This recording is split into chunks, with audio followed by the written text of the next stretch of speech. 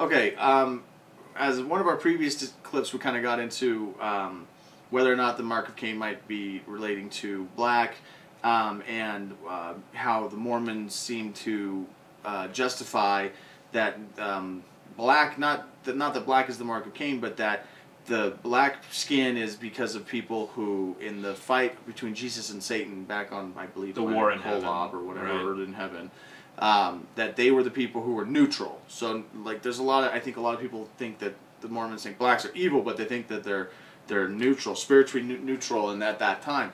And the reason I want to bring this up again is that just the other day, or well, actually about 2 weeks ago, we had there was that newscast that I saw about the professor down in at BYU discussing like why blacks weren't allowed the priesthood until 1978. Right. And it was really funny because so what he basically said was that you know, they couldn't allow blacks to be in the priesthood because of the fact that they were not spiritually ready. They were not spiritually adult enough. And he made like the analogy that you don't want to give a 12-year-old the car keys. You know, they have to be old enough and they have to earn it. They have to have gone through some things to earn those kinds of things.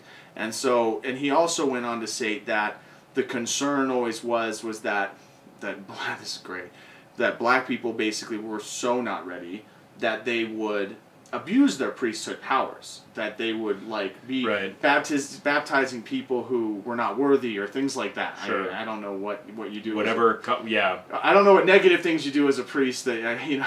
I could give you a list actually. Oh, okay, good.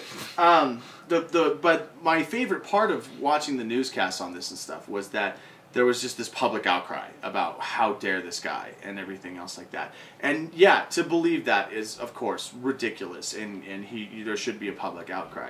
But the point was that he was actually trying to explain in an article why the church didn't allow it until 1978.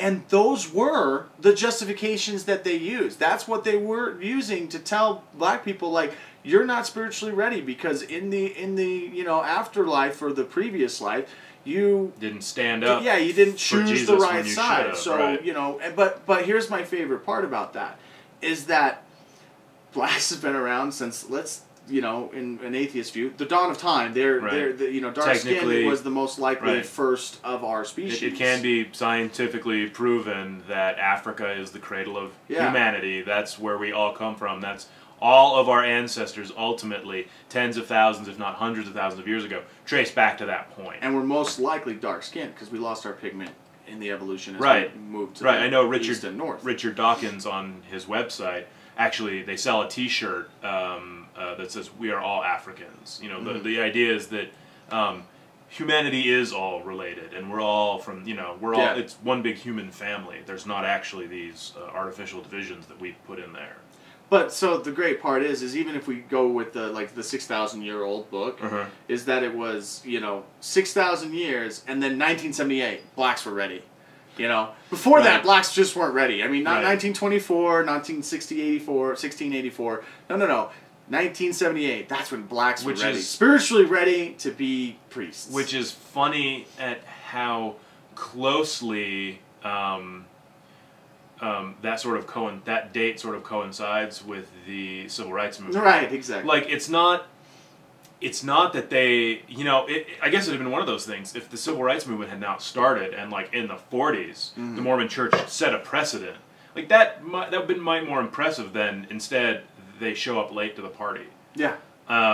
When there's a public outcry for it, then it makes it more look like the Mormon Church is an entirely temporal institution who is giving way to public opinion, and it makes them not so much look like they're actually getting revelation from God. It's kind of a similar situation to the polygamy thing, where you know, they were toeing the line on polygamy and toeing the line and toeing the line, and the United States government said, well, actually, if you want statehood, that's going to have to go. The anti-polygamy laws that are already in place are going to have to be observed. And it's actually funny because in Salt Lake City there is Fort Douglas, which is actually not far from where we're filming. Fort Douglas and I have to look up where I read this. So take this as a rumor and nothing else, but I had heard the rumor that Fort Douglas was built to keep an eye on the Mormons.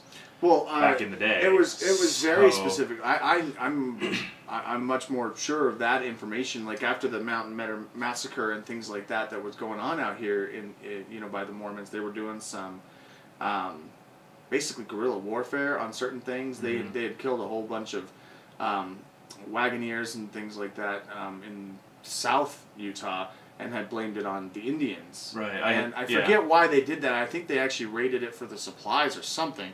But Fort Douglas was very specifically built because Brigham Young and the church at that time was actually trying to... They were worried they were going to be secessionists. Yeah, they were trying to form Salt Lake City and the areas around it as their own country. Right. And not be a part of the United States. And they built Fort Douglas to be like, try.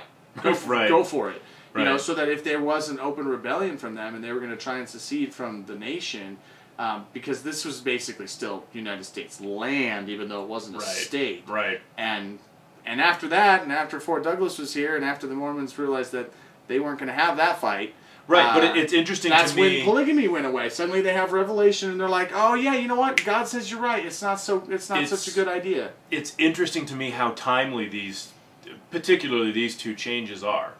It's interesting that in one instance, it looks like the Mormon church is showing up late to the party for the civil rights movement and saying, here we are. It's all good now because it's, public sentiment being what it is. They don't want to get left behind, so they have to adjust to continue their existence, basically. No offense, but the Mormon missionaries, their targets pretty much are always people in dire straits and in horrible situations, and I think that the black race was certainly going through its struggles at that time as well. Sure, and finding itself. What better way to get converts? You got to prey on them, but if you can't be like, oh, but you can also be priests as a selling point. How the hell are you going to get these people? Yeah, and you got to prey on their weaknesses, and you got to prey on their rewards. It's interesting to me with priesthood, then what you got? It's interesting to me, and this is not limited to the Mormon Church, but it's interesting to me that missionary work, even among like Protestant, because I've known like Baptist missionaries, they go to Africa and things like that to give people the good news about Jesus and things like that. It's funny to me that it seems like the majority of missionary work is done in poor countries. It's a total Salvation Army thing of, I will give you this sandwich, but first you have to hear me tell you about Jesus. We'll hold the sandwich for ransom. So it seems unsavory to me.